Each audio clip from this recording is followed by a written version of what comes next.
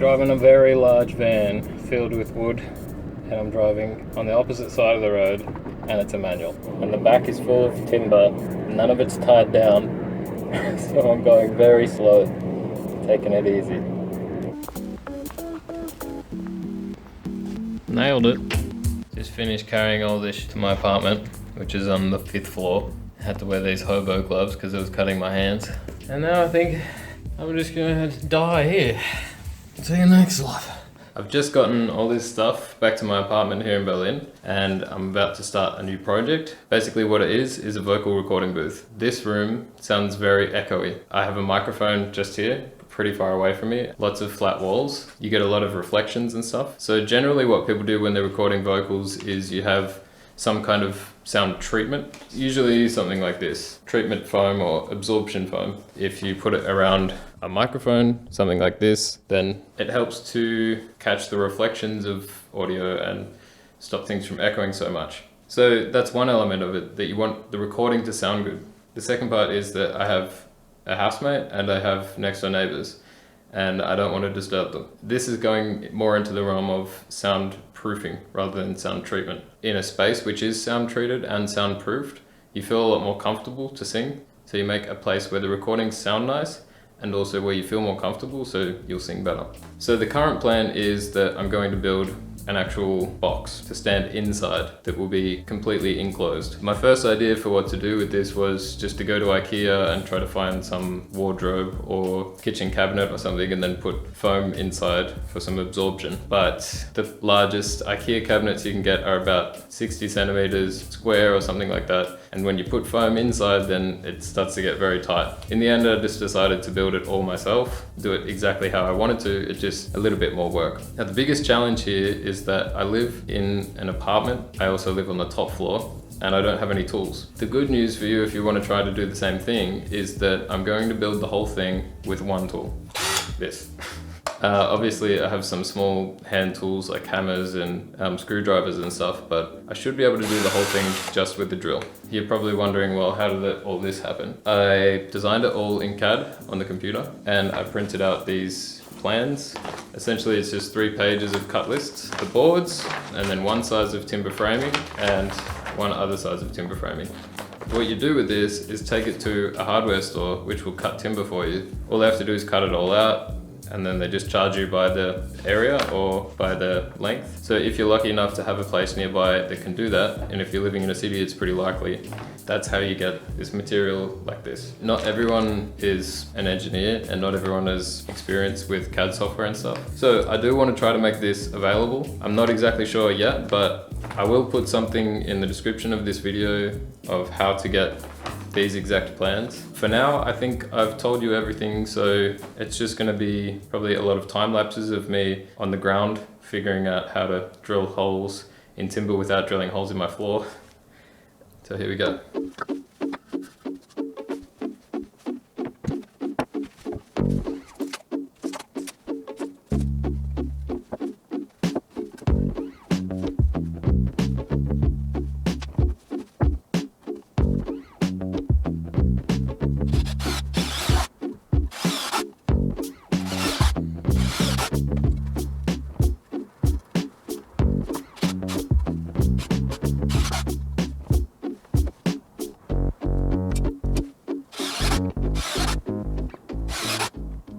So far, these are the tools I've been using.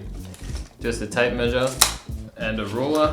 Check I have the right piece of material, and this is just to find the spot where I should put the screw holes, and then I'm just marking it with a pen. And then I'm drilling the holes with the drill and this wood drill bit, which is 4mm, and that's big enough for the thread to fit through, so I'm only doing that on the side that isn't getting screwed into. I ordered some stuff online. I got these timber screws, which are 3.5.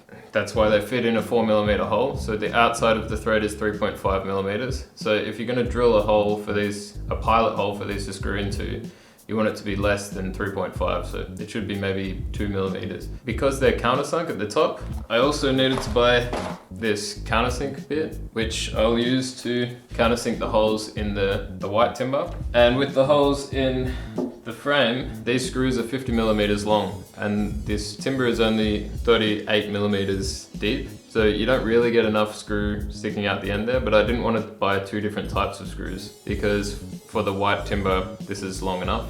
So what I'm going to do is just drill a bigger hole in here that's bigger than the head of this screw so that the screw can fit about halfway down like that. And it's not as strong to do it like that, but this isn't going to be like a structural frame. It's just to support the foam, so that should be fine. So the screw will sit basically halfway in like that and screw into the next piece. 3.5 by 50 mil, I bought 200 of those. And I think I'll probably need almost 200, maybe more, but we'll see how I go with them. And then I just got a pencil. Then I just got a knife to sharpen the pencil. Some other things which will come later, these are just some magnets for like holding cabinet doors closed and stuff. I'm gonna try to use them to hold the actual door closed. And I've got some M5 by 30 millimeter screws, or bolts, which have a countersunk head. And these are actually what's gonna hold the 4 panels together. But I need some threaded inserts that these will screw into, and they're on the way in the mail, so I'll explain that when they arrive. What I'm doing now is just marking out all the holes and drilling the holes for the screws. I'm going to screw the frame together, then mark out where the board needs to screw into the frame and drill all the holes for that. And then I will actually screw the frame into this board, but it's not going to stay there because when I eventually wrap the frames in fabric, I'm going to have to take the frames back off. And I'm also going to need probably a staple gun or something to stick the fabric onto the timber. So yes, I said I would do it only with a drill, but I think a staple gun still isn't a power tool. I'd still consider that a hand tool. So, you know, I'm doing this on a budget, but there's some things you need to buy. So yeah, for now, I'm just drilling all the holes and I'm gonna start screwing everything together and check that everything fits together before I get the fabric and wrap everything up. Then once I check that it all fits together, that's when I'll wrap all the frames. And I'll also need to put some edging along the edges of this timber so that it's protected and also so it looks better, so it'll all be white. Just gonna check everything fits first, then I can do all that. So I've just screwed together this frame, not including these outside parts. I'm just using them to space it from the board behind it. So yeah, this is all screwed together, but it's not screwed to the board. So now I'm just marking the inside of it like this so that I can keep that position. I'm gonna drill holes through, and then I've got to figure out how to position it like this while screwing it in from the other side. I'm not exactly sure on how I'm going to do that yet, but we'll see.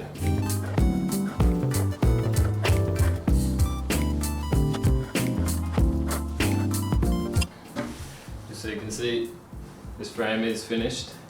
And now I have the outline for the frame, so I'm going to drilling some holes through to attach this onto this.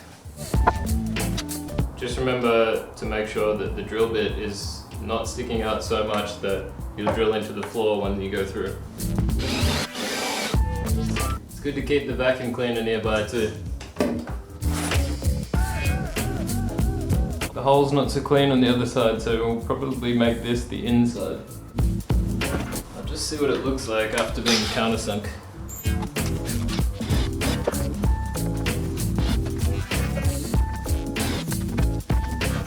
After countersinking the hole, it looks pretty good from this side, so that's actually good. I'll keep the pencil on the inside, and it means that I can align the frame to the pencil lines. I won't need to erase anything from the outside. So I started to get a sore back working on the floor, so I brought in this table. It's not exactly a sturdy workbench. I think it should do the job for now, and at least I can even sit down next to it if I want to. Sit down, sit down, sit down. But the main advantage of this is that now I can put the frame on the top and I can screw in from underneath like this. So that's what I'm going to do now with this. First I need to drill through some pilot holes and stuff, so I'll do that and then I can attach it. I just screwed in the 4 corners, now I'm going to flip it over and do one in the middle. So it's fixed on there now. It's getting a lot heavier.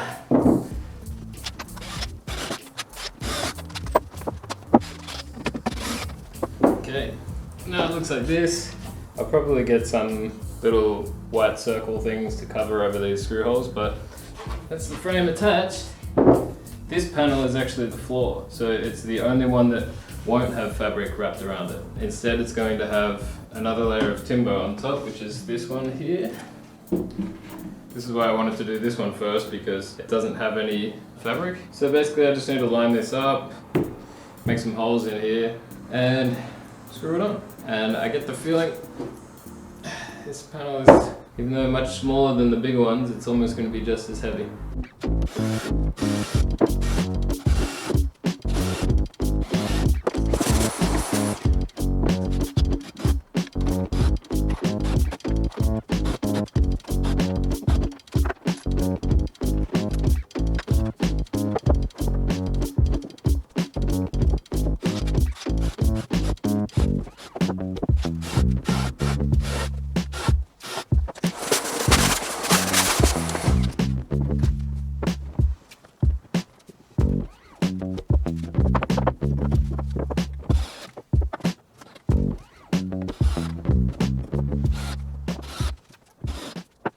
So that's the first panel, completely finished.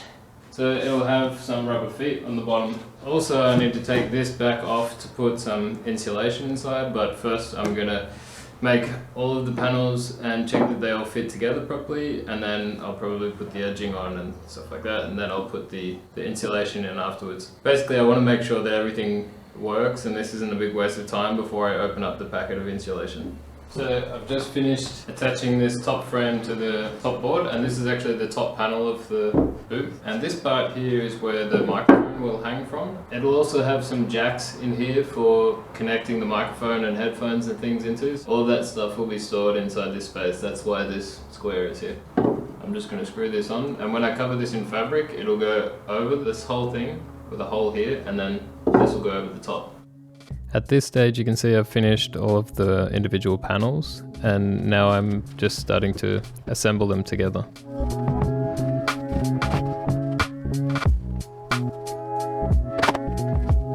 Should I screw the top in first or the bottom?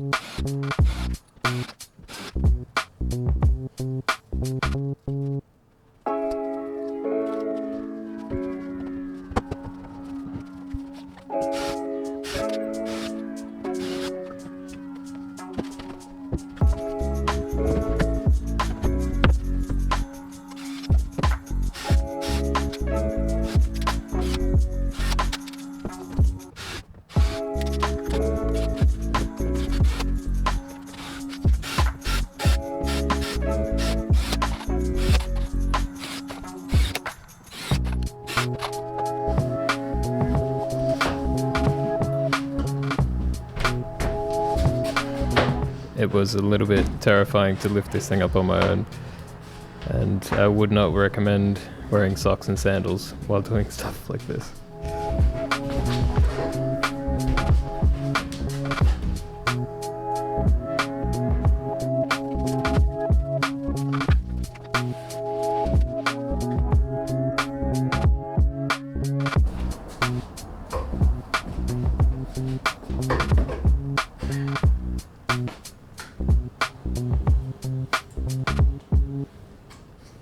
I realized this desktop mic stand would work perfectly attached to the roof, so I'm sort of just testing it out here. So yeah, just one thing on sound treatment versus soundproofing. Treatment is really, just like I said before, just to stop reflections and stop echoing and just improve the quality of the audio. So what these things do is absorption and diffusion. The diffusion happens when a sound wave hits these pyramid-shaped things and it's diffused into different directions so that you don't get echoes repeating off flat walls. And then absorption happens when the sound waves are actually absorbed into the foam material. So it's this soft material which is absorbing the energy. Putting up squares of foam like this on your wall isn't going to stop much sound from exiting the room. So your neighbors are still going to hear you screaming. The reason why is because soundproofing has 4 elements. Only one of them is sound absorption, basically what these guys do. 4 elements. The first one you could say is absorption, so the sound waves are being absorbed into the material, and that energy from the sound wave is dissipating into the spongy material. The second thing is decoupling, and that is where you can have some kind of air gap or soft material between 2 layers of a wall, for example. When they're decoupled from each other, one vibrating surface isn't going to vibrate the other. They're not going to resonate with each other because they're not touching each other. The third thing is mass, a thick concrete wall which has a lot of mass that's going to prevent a lot of sound getting through it. Just because that wall isn't able to vibrate, because you just have to remember that sound is vibration. So with a piece of wood, for example, if a sound hits it, it's going to resonate the wood, and then sound's going to come off the wood on the other side. Whereas with something that's dense or has a lot of mass, it's not going to vibrate so much. But you can't exactly build a concrete structure inside your bedroom, so the next best thing is some kind of heavy timber or plaster or something like that. This is something like OSB or particle board, which has film faces on each side, but it's quite heavy and it doesn't like to vibrate so much. So the last thing is damping. When you hit a cymbal on a drum kit and when you grab it with your hand is damping it. So you have some soft material, something like rubber is really good at damping because it damps the vibration. So what a lot of people do with soundproofing rooms is you might have 2 layers of a wall and then some rubber sheet or some adhesive in between them. If one piece is vibrating, it won't vibrate through to the next piece as well because they're damped. In the past, I've tried a few different things to create like a nice space for recording. First thing was I lived in a place where I had a recording room, like a studio. And basically I got a whole bunch of this stuff and covered all of the wall surface and all of the ceiling and had carpet on the floor. And it sounds nice in the room, but all it really does is it deadens the room. So when you're inside, everything's quite still sounding and there's no echo or anything. But outside the room, still a fair bit of noise was coming out. So I decided that I would try something smaller where I could use a few more of these elements to try to prevent sound from escaping. And the first thing I tried was, rather than a booth, I would build something that goes over the microphone, which does more than just these semicircular wall things. So my first idea was that if I could design a sphere to go around the microphone, because a sphere is a compound curve, it's less likely to vibrate than just a flat piece of material. And the theory was good because, that would allow me to have a wall around the microphone which is less likely to vibrate, so it doesn't need to be so dense. But the problem is that sound doesn't work very well in curved spaces or in spherical spaces because essentially it's like a satellite dish. When the sound comes in from any direction, it always bounces towards the middle. If you've ever stood in an archway and you speak up into the archway, it always gives you this weird sound where it's all reflecting back into your ears. So I tried that and it didn't really work. The next thing I tried was this ugly looking box.